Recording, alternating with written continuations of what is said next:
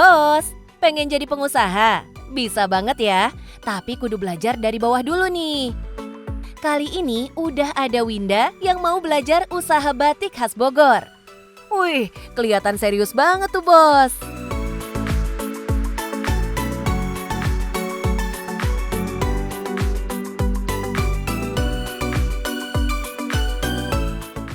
Yah, netes-netes lagi. Mbak, gimana nih? Waduh. Pelan-pelan kak, itu pada melebar juga tuh kak. Iya nih, netes-netes gimana mbak? Hati-hati kak Waduh, makanya. gimana ini Winda Ibu. bikin batiknya? Cara megangnya juga salah.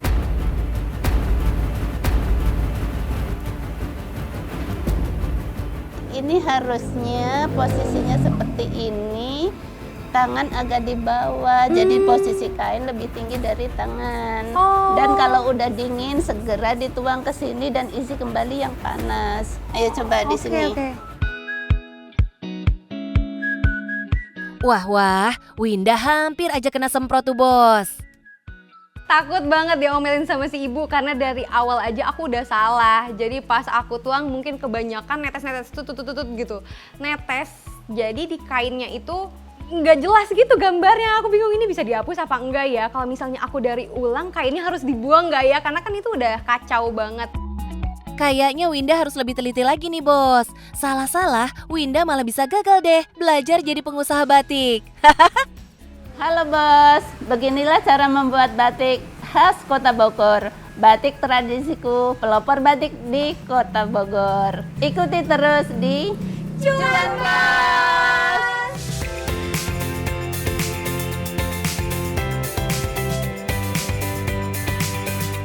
Buat yang mau belajar bisnis batik, nggak usah pergi jauh-jauh dari ibu kota nih bos. Ini dia pelopor batik Bogor yang dirintis oleh Rukoyah sejak tahun 2008. Bersama sang suami tercinta, Rukoyah merantau dari Jawa Tengah dengan mengajak 5 orang pebatik dari Jogja ke Bogor, yang saat itu kondisinya baru dilanda bencana gempa. Nah dari situ terbersit rasanya ingin membantu yang tidak hanya berupa sebuah materi sesaat, tetapi bagaimana membantu meringankan beban teman-teman yang menderita. Dari rencana mulianya inilah, akhirnya Rukoyah bersama almarhum suaminya berhasil membuat batik khas Bogor hingga dikenal sampai saat ini bos. Eits, balik ke Winda dulu nih. Kira-kira udah selesai belum ya ngebatiknya? Sekarang aku ngerti kenapa batik tulis tuh mahal. Karena ternyata pas aku mulai susah banget ya ini. Ini belum ada satu belum ada satu kotak gitu. Aku nggak selesai dan hancur. Aduh, ini Winda gimana? Makin berantakan aja. Ibu gimana? Waduh, tadi udah diajarin bagaimana toh. Tapi netes-netes bu. Waduh. Ternyata emang susah ya bos. Membatik menggunakan canting tradisional perlu ketelatenan dan kesabaran ekstra.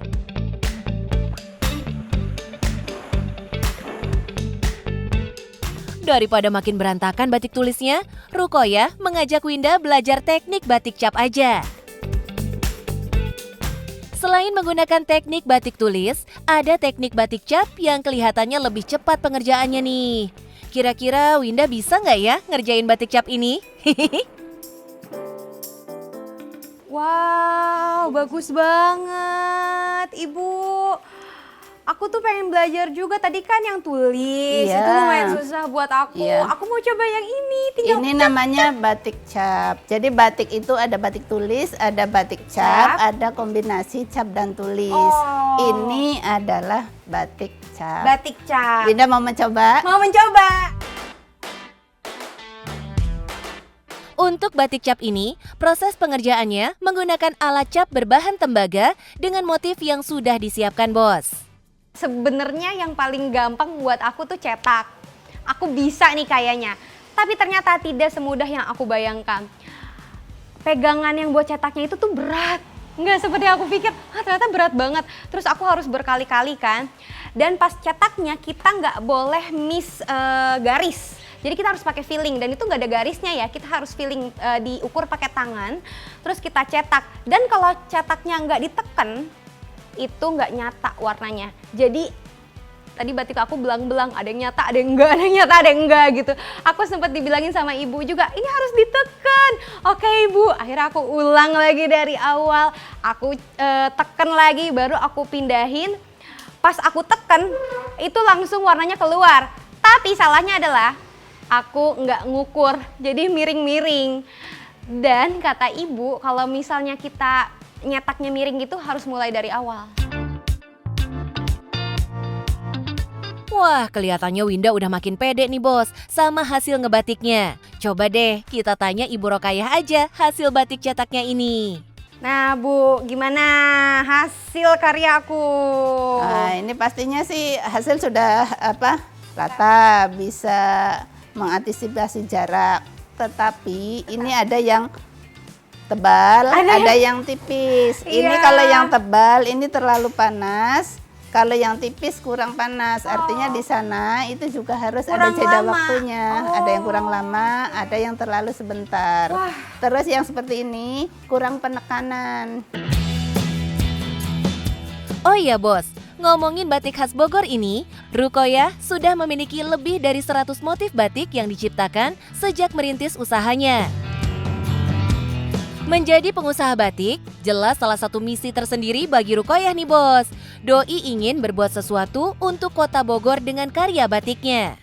Rasa tidak terimanya ketika batik mau diklaim negara tetangga kita. Kami sudah saat itu 30-an tahun tinggal di Bogor, bagaimana kami ingin berbuat sesuatu untuk kota Bogor.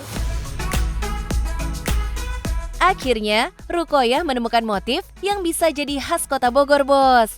Ikon-ikon yang dikenal di kota Bogor jadi acuannya untuk menentukan motif batiknya, seperti motif hujan hingga motif kujang. Selain dalam bentuk lembaran kain batik, Rukoyah juga memproduksi pakaian jadi yang siap pakai, bos. Jadi nggak usah worry ya, langsung sat-set siap pakai. Ada himbauan dari Sekretaris Daerah Kota Bogor yang mengharuskan untuk setiap instansi dan sekolahan itu menggunakan batik Kota Bogor. Jadi alhamdulillah kalau bilang panen ya panen saat itu sampai kewalahan ibaratnya gitu kan. Di situ kami sempat mencapai omset tertinggi di atas 200 juta satu bulan. Wow, no play-play ya bos omsetnya. Walaupun sempat mengalami pasang surut saat pandemi melanda, konsistensinya menjaga kualitas batik Bogor membuat omsetnya terus stabil dan bisa bertahan hingga sekarang. Lanjut ke proses pewarnaan kain batiknya nih bos. Kain yang sudah bermotif batik ini lalu dicelupkan ke dalam larutan pewarna seperti ini untuk mendapatkan warna dasar pada kainnya. Nah, ini aku udah siap, aku udah ready, udah pakai boots. Aku siap basah-basahan. Ada yang kurang Mbak Winda. Apa tuh? Harus pakai sarung tangan. Ini sarung tangannya. Kenapa pakai sarung tangan, Bu? Ya, Takut karena berwarna? ini menggunakan zat kimia, takut kena kulit, takut iritasi. Bener-bener. Takut iritasi ya. Dan kalau tanya yang paling berkesan dari semuanya, aku suka banget warnain batik. Karena ternyata warnain batik tuh kita harus tarik-tarikan sama dua orang tuh kayak main-mainan gitu. Wing, wing, wing gitu. Sebenarnya itu bukan mainan ya, tapi aku seneng aja. Ternyata kainnya harus direbus juga. Habis itu dicuci lagi, bahkan dicucinya bisa 3 kali. Itu biar batiknya itu nggak gampang pudar. Kain batik yang sudah dicuci tinggal dijemur aja ya bos. Ayo Winda, jemur kainnya biar cepat kering dan siap untuk dipasarkan. Dalam mengeringkan kain batik, pastikan jangan menjemurnya langsung di bawah terik matahari bos. Efeknya warna batiknya bisa pudar. Berarti aku udah cocok jadi pengusaha batik, ya kan Bu? Belum. Kok belum?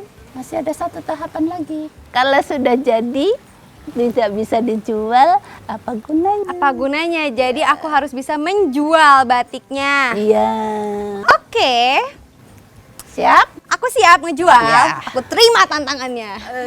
Oh iya, aku dapat tantangan karena aku sudah melewati semua tahapnya. Ternyata masih ada satu yang belum aku lewatin. Aku disuruh cobain tahap terakhir, yaitu ngejual batiknya. Karena percuma kalau batiknya udah jadi, kalau nggak dijual ya nggak akan ada cuan. Satu hal yang wajib dimiliki pengusaha adalah bisa menjual produknya, Bos. Winda makin tambah semangat nih buat ngejualin batik Bogor di sini. Kira-kira Winda berhasil nggak nih? Berbagai jenis batik Bogor yang dijual di sini harganya dibanderol mulai dari Rp250.000 hingga 3 jutaan, Bos. Wah, luar biasa ya kalau kayak gitu, tenaganya juga yang dikeluarin harus ekstra gitu.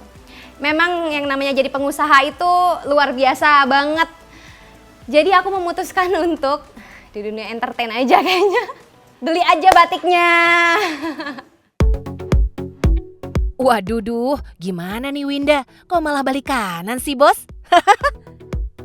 Nggak apa-apa deh, intinya semua usaha tidak pernah mengkhianati hasil ya. Jadi bisa menginspirasi bagi yang mau ikut melestarikan usaha batik seperti ini. Jadi Mbak mau beli yang mana? Saya mau yang ini aja. Jadi beli? Iya. Yeay, aku bisa ngejual. Ibu kan aku berhasil, aku bisa ngejual. Yeay, cuan bos. Laku. Oke, aku bungkus ya. Jadi yang ini? Iya. Oke deh kalau gitu. Gimana? Sudah membuat, sudah menjual, masih mau terus menjadi pengusaha batik? Jujur aku happy banget bisa ngejual Iya. Ibu. Tapi setelah lihat prosesnya panjang, harus pakai sarung tangan karena ada panas. Kayaknya Ibu aja yang jual, aku yang beli. Oh gitu. yang Baik. Bos, untuk menjual batik itu membuatnya juga tidak gampang, mengalami kendala berbagai macam. Namun jangan patah semangat untuk maju terus usaha batik. Jangan takut untuk kegagalan. Kegagalan itu sebuah sesuatu yang bisa menghasilkan di kemudian hari. Betul. Yang penting Cuan bos! Yeay!